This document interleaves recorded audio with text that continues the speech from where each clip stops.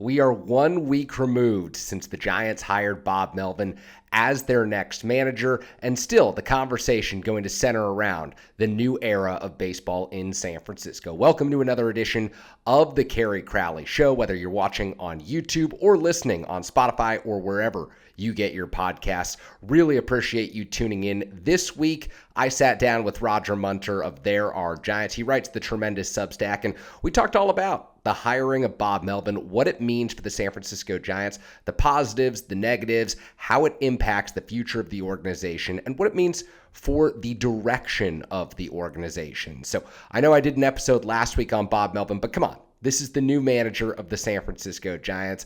The Giants have had a long history of celebrated, decorated managers. Of course, you look at Roger Craig, Dusty Baker, Felipe Alou, Bruce Bochy, and then Gabe Kapler, who won the 2021 National League Manager of the Year award, but out after 4 seasons with the Giants. So the conversation going to stay with the new manager hire, at least for this week. I'm off to Arizona. Roger's actually off to Arizona this week. He's headed to watch Fall League games. I'm headed to the wedding of a dear friend of mine, a college roommate down in Tucson. So really looking forward to that event. But that means just one podcast this week. I will be traveling with my microphone in case there's any breaking news, in case we get any Giants to Shohei Ohtani links showing up, in case the Giants are linked to Yamamoto or Jung-Hoo Lee, any of these stars who will soon become free agents after the World Series. And there's going to be a ton to discuss after the World Series. But as I tape this, the Rangers and the Diamondbacks ahead of Game 3 tonight. This series tied 1-1, really exciting series. And I bring this up just really quickly before we get to the interview with Roger.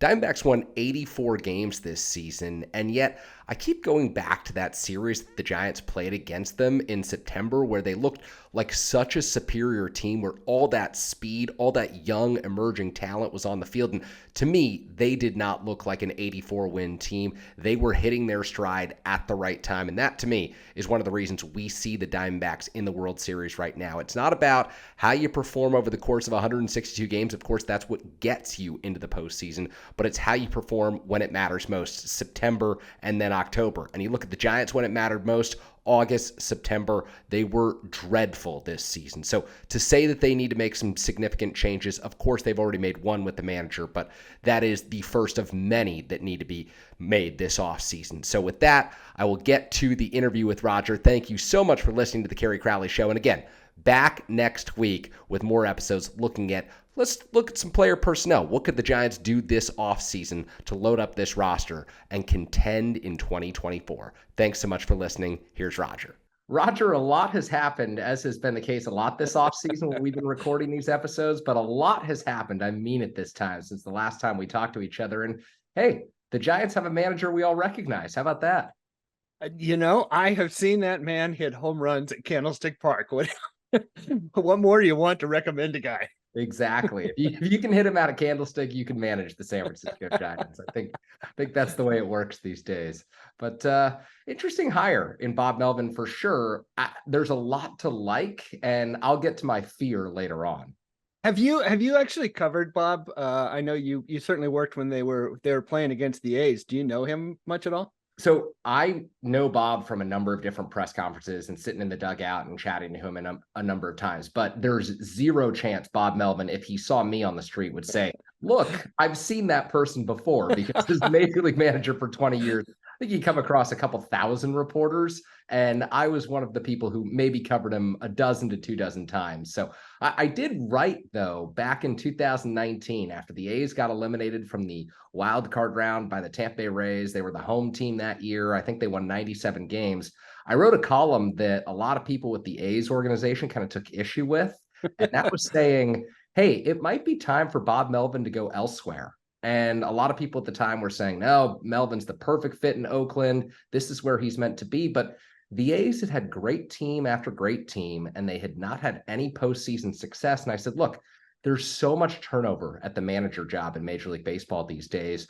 What if the Giants came calling? As Bruce Bochy was retiring, I said, Bob Melvin might be a fit in San Francisco. He's an expensive manager. The A's are inevitably going to cut costs at some point.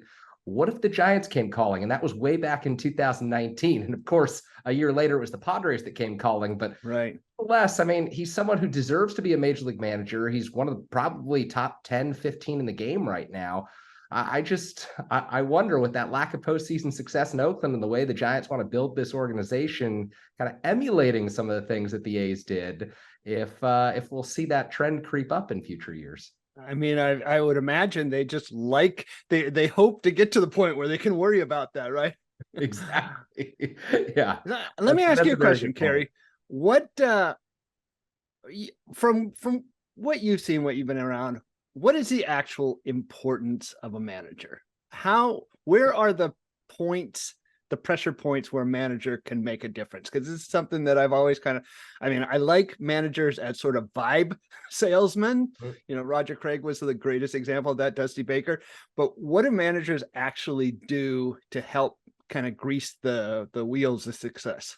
Well, I think that they are not only the conduit between the front office and the clubhouse, but they're the conduit between the team and the fan base. And so there's two really important things that I think we actually can kind of look at there and say, this is what a manager does outside of the in-game moves, where he's making pitching changes, where he's, pinch hitting for someone, all those moves that'll be scrutinized. It's the things on the outside that we talk about a lot. And that is, can a player come up to the major league level from AAA and fit in at the major league level and have the confidence of their manager, have the confidence of the coaching staff, and have information be relayed to them in a way that they can understand? Because every player is different. And so as a manager, you've got to be able to juggle different personalities. And I think that one of Bob Melvin's calling cards probably has been his ability to do that with the Oakland A's most recently. I mean, I'm not going to judge his San Diego Padres tenure on too much, but I think that with the A's, he was able to say, okay, look, there are English speakers, there are Latin American players who speak Spanish, there are players coming over from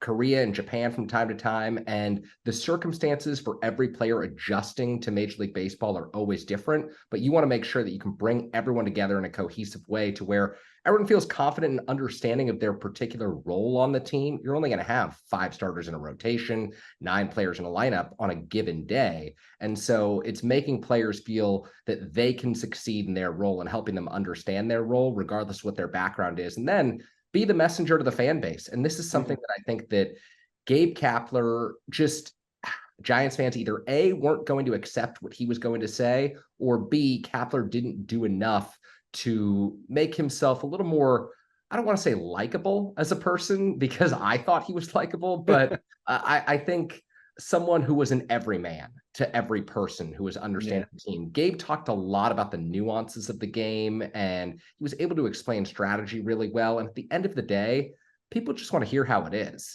People liked when Bruce Bochy would say, I don't have a left fielder. This guy's killing. And yeah, he would sometimes be throwing his guys under the bus, but he was honest, and fans appreciated that honesty. And then in the greatest moments, that's when Bochy shined, because he's able to shine the light on the players who did so much and able to say, hey, look, I might be giving an interview about Corey Seager right now, but Jose Leclerc made himself available every day of this postseason. And so he shines the light on the players who deserve to have it on them. I think that those are the two things that a manager does, is be the voice from the front office to the team, and be the voice from the team to the fan base. And that is ultimately, outside of what happens between the lines, how we judge major league managers. I mean, I guess my number one impression from the press conference and just the sequence of events we've seen is it feels like Melvin was brought in to kind of calm things down. Like, just in the greater Giants world, things got to a little bit of a fever pitch this year, and just his calming presence and Susan Slusser kind of reporting some of the people he's thinking about as coaches. There is without a doubt a kind of reversion back to an old school mentality. Hopefully it'll be melded, Pat Burrell and Kai Correa somehow. Those two together. Oh, Roger, you just painted the best picture. You just painted the best picture. But it does feel like organizationally he's being brought in to kind of bring the vibe back down a little bit, because, as you say, Kapler was not an everyman, and he gave really smart, nuanced, intelligent answers to questions he got, but they were always sophisticated. They're always at a certain kind of high level of he was wonky. He was, as a person who lives in DC, he was like a wonky baseball manager. And that always seemed to rub, some people the wrong way. And I don't think you're ever going to get that from Melvin. But I want to get to your tease there. What are your fears about Bob? Well, my fears in hiring Bob Melvin are that you look at his track record in Major League Baseball, and yes, he managed the Seattle Mariners, the Arizona Diamondbacks, and the San Diego Padres, but there's no doubt that he is known as the manager of the Oakland A's during some of their best runs of the 21st century. And look, they've had some great teams in the 21st century. The A's, by and large, if you've been invested in that team, they will return that investment because it's been cheap to go to the ballpark and they come out of nowhere quite often. And Bob Melvin is a major reason why. And one of the things that he did was he maximized the talent available to him. And when I say that, I mean, look, the A's never invested in their team. They were always bottom 10 in payroll. They were always bottom 5 in payroll. And yet Bob Melvin was able to get the most out of that team. And if you're Greg Johnson in a CEO role or a chairman role, and you're looking to say, hey, maybe I don't want to spend 230 million on payroll this year or 250 million, or look, maybe we're not going to get both Yamamoto and Jung-Hoo Lee, or we're not going to get both Ohtani and Yamamoto this offseason. We're going to have to realize that, I'm comfortable putting together $189 million payroll, or I'm comfortable spending up to a certain threshold. But if more or less your goal is to break even, who's the manager who's going to do best with a team that might break even?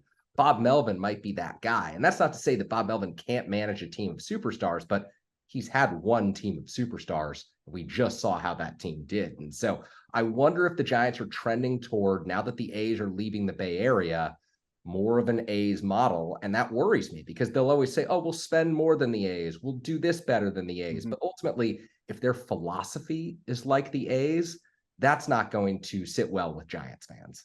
Yeah, I want to go down that direction, but I will just follow up what you say. And not only has he got the most out of rosters, he has a pretty long history of developing prospects into everyday big leaguers. I mean, a lot of real star talent has grown up from babies to major leaguers on his watch, and that's going to be an important part of the coming year. As here, I got my little Marco Luciano. They give that out at Richmond this year. The San Jose, I got that in San Jose a year ago, I think. Awesome. But yes, you have tended us towards payroll. Greg Johnson managed to put his foot in it yesterday at a celebratory press conference, to the point where I noticed Buster Posey is sort of walking his comments back today to trying to get things pointed in the right direction. I listened to him talk. So it wasn't just him either. Farhan Zaidi, after the press conference, was talking to your colleague, Andy Baggerly, and he talked about, in the sort of overarching progress that's been made in the last 5 years, how constrained they were when he came on board. I went back and looked at, by Cots, when he was hired, the end of the 2018 season, that was the 209 million is where they were at the roster. The next year it dropped down to 170. And it really does have me thinking, where is the pinch point with this ownership group? It really feels like there's a very different view externally to internally of what their financial resources are, because, people in the media, fans keep talking about their financial muscle, and they keep talking about discipline and flexibility. And if we have to, maybe we'll go over the CBT 1 year, but we wouldn't want to do it perpetually. And you listen to that and you're like, Aaron Judge signed for $40 million a year. How are you fitting that into a payroll that doesn't go over the CBT? I'm very confused about where the thinking is on this organization right now. Well, a few things, starting with Greg Johnson. He's opened his mouth 3 times in the last month, and each time he's had to regret it. This is someone who should not be put in front of a microphone, should not be put in front of a camera, should not be allowed to talk right now, which is why Buster Posey, who does not want to give an interview. Buster Posey is done talking to the media, and yet he has to go on Murph and Mac. The last thing that he wants to do is go on Murph and Mac all respect. I'm going to be on KMBR soon. So all respect to these guys who do a great job keeping it light in the morning. But Buster does not want to do that. We all know he doesn't want to do that. And yet he has to go out and be the face of management, be the face of ownership, because we talked more yesterday during this press conference to introduce Bob Melvin about the things that Greg Johnson said than we actually did about Bob Melvin as the manager. And that's really bad. Like, we're talking about the existential questions for the organization on what should be a celebratory day. You're bringing someone home. This guy's lifelong dream is to manage the San Francisco Giants. And everything out of Bob Melvin's mouth was tremendous. It was gripping. It was like, this Menlo Atherton kid, he gets to come home and, he's been a manager for 4 different teams, but this is the team that he wanted to manage. I mean, there's a real link, a connection to this fan base here. And yet, the conversation has to be centered around what Greg Johnson says about payroll, because it just doesn't add up with where the Giants were. I'm so glad you brought up that figure of $209 million with where the Giants were, because they have not come close to that figure during the Farhan Zaidi era. And look, that ain't Farhan's choice. Farhan wants to spend some money. So I really am wondering, like, if Yamamoto is it this offseason, or if one free agent, say Blake Snell, wants to come play for Bob Melvin, if that's it this offseason, what's the Giants' path to competing, Roger? I mean, I have an answer for that I'll get into a little bit later, but I do want to just follow this. It is disturbing. And it's funny. Buster comes on and says, we always want to put a championship competitor on the field. That's a Buster thing to say. I remember in 2021, you probably remember this, when he said, my goal is to go out there and win a division championship. And I don't think I'd be a very good teammate if I said anything else. I assume he's saying that in the board as well. And God bless him for doing God's work. But, maybe 2019 was a different situation because they had capital tied up in the Mission Rock, and they might have been in a different place, but they also weren't dealing with the pandemic and the results of that. I don't know. Every time they talk about money, I feel like they're in a different place than we all sense they are, and I don't know what to do with it. I also would love to know how Mission Rock impacts the Giants' financial picture. Yeah.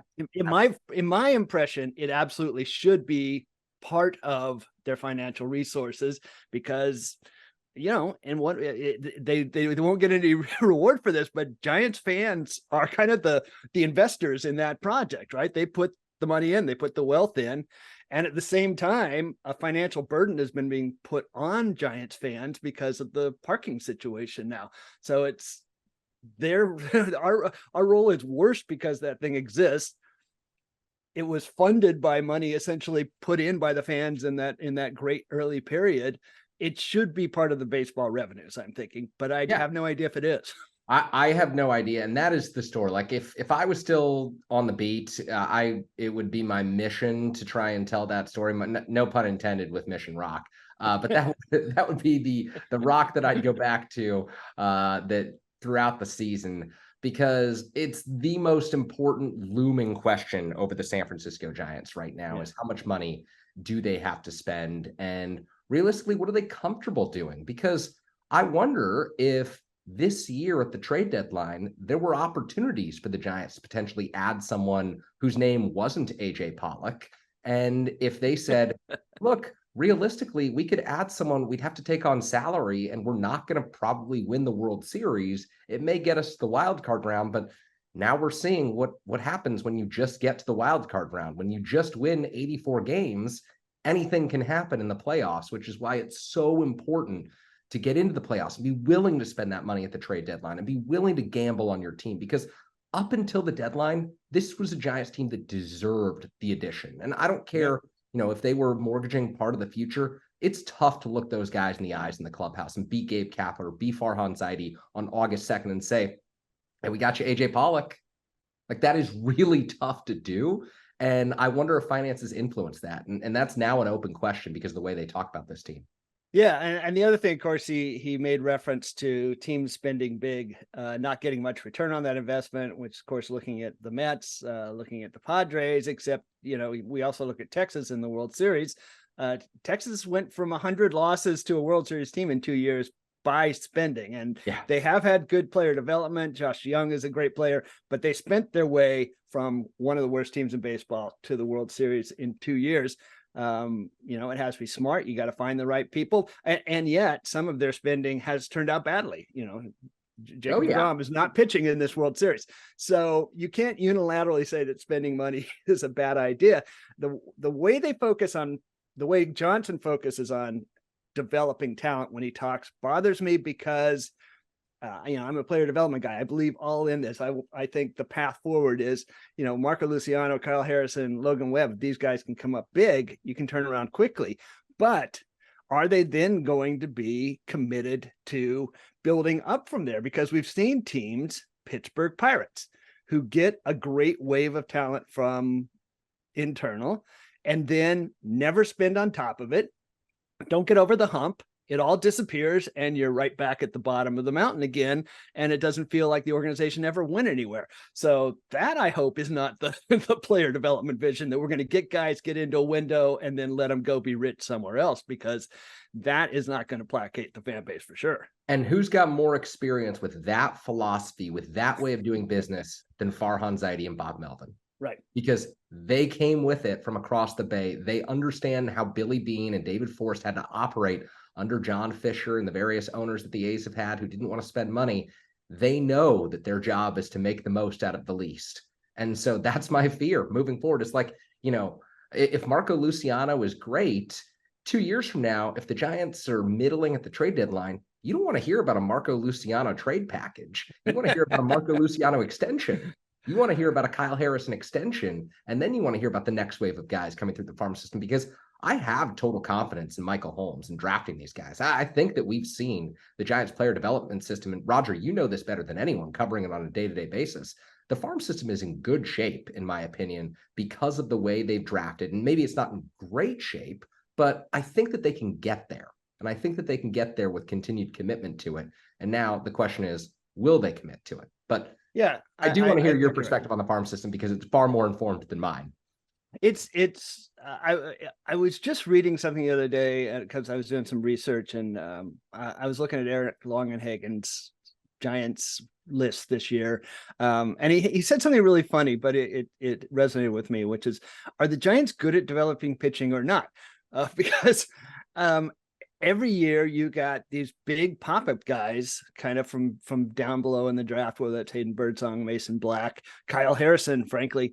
But then they've had a lot of fizzling out at the top of the draft. And that's been true in a way of their drafts in this era. Is there's a lot of bang, there's a lot of great scouting stories and a lot of big talent burbling up, but they haven't gotten the first round right yet. Mm-hmm. And Patrick Bailey is proving to be an exception to that. But I still am not quite sure what kind of player he's going to be. If it's going to be kind of the guy he was this year, where it's a great glove, carry the bat kind of thing, a one-way player or a two-way player. But the 21 draft is really looking a little iffy at the top right now. The 19 draft, obviously. Don't mention where Corbin Carroll was taken. Don't talk about Corbin Carroll. We will not. But I mean, that's the like alchemy of this all.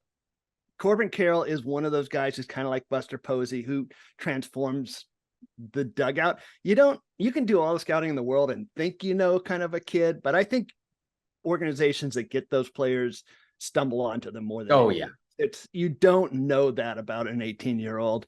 I watched Corbin Carroll, the game he got hurt in 2021. He was playing in high A. He tried to steal a base against Patrick Bailey, got thrown out, hurt his shoulder going into the bag on the slide. That was maybe May of 21. He didn't play that year at all.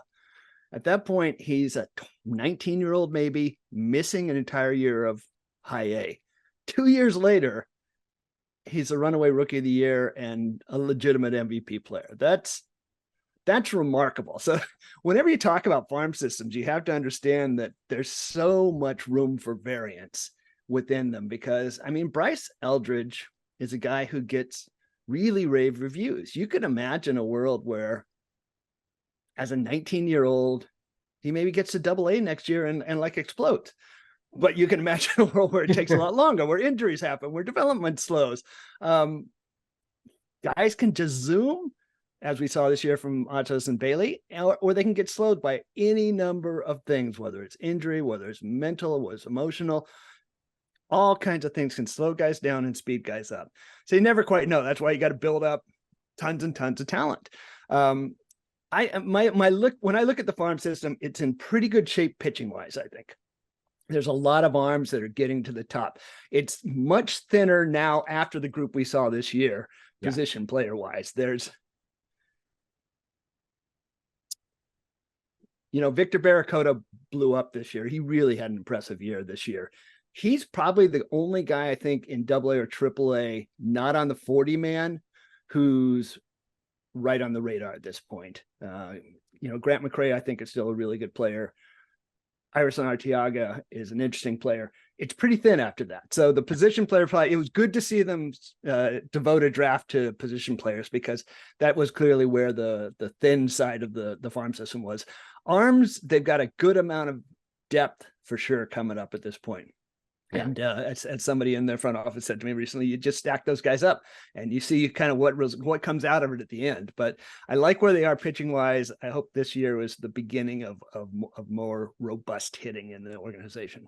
One thing that I wanted to ask you about, now that the manager search is officially over, now that Bob Melvin is hired, of the pool of candidates the Giants interviewed internally or were rumored to have interviewed, what did you make of the decision to interview Kyle Haynes, who's now the longtime farm director? And that's not a position where anyone ever gets the word long time in front of it. That has changed out so much in organizations.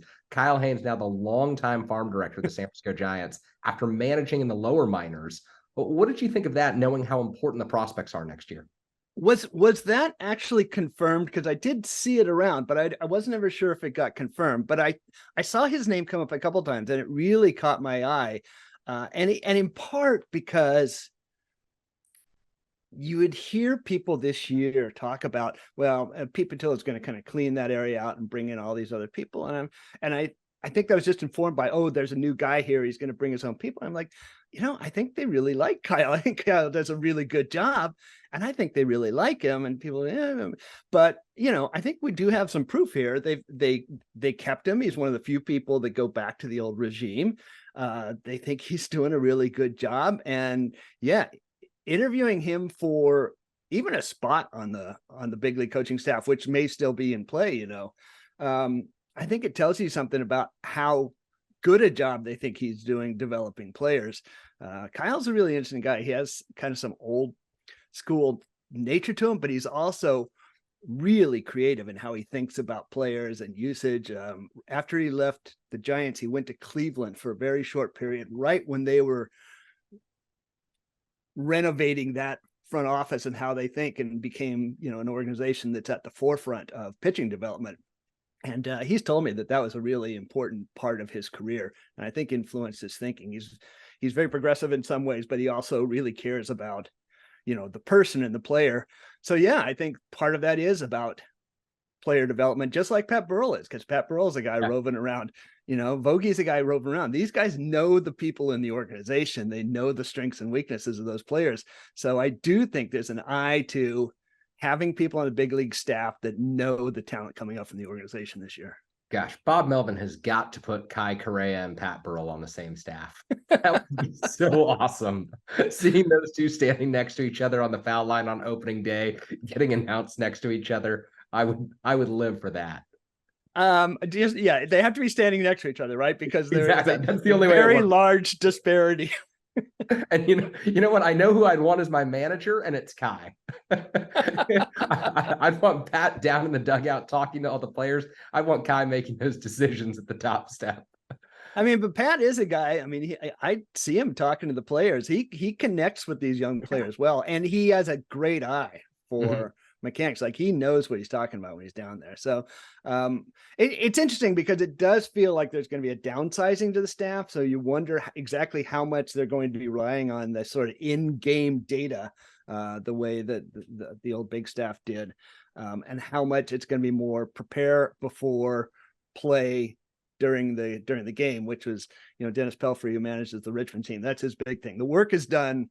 in the morning, in the afternoon. At night, you're just letting your instincts kind of go, which is, I think, a more refreshing point of view, right? Because you want to watch athletes get out there and be athletes, as we've talked about before.